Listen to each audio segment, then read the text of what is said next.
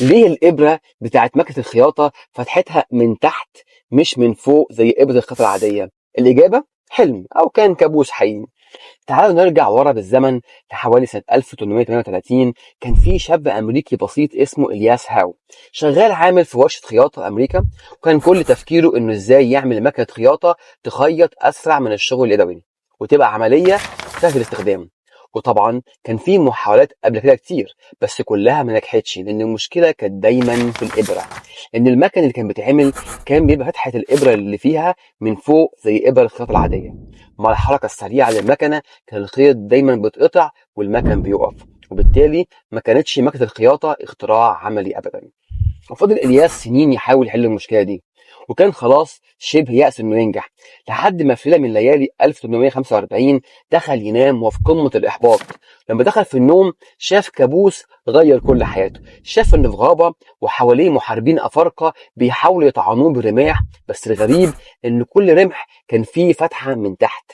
صحي مفزوع، ولما استوعب الحلم حس إن هو ده الحل، إن فتحة إبرة مكنة الخياطة لازم تكون من تحت.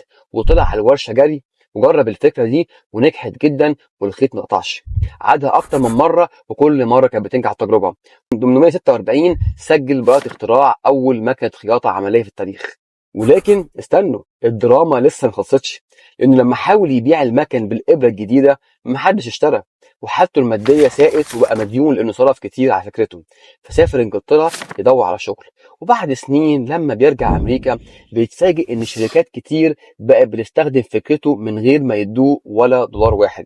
وساعتها بدأت ما يسمى بحرب مكاتب الخياطة، لأن إلياس رفع قضايا على كل الشركات دي، وكان من ضمن الناس اللي قضاهم وأشهرهم طبعا إسحاق سينجر اللي هو صاحب شركة سينجر الشهيرة. وفي 1854 المحكمة أنصفت إلياس وأجبرت كل الشركات دي إنها تدفع له نسبة من مبيعاتها. وبقى إلياس مليونير في آخر عمره، واللي ما كانش طويل إنه مات في عمر 48.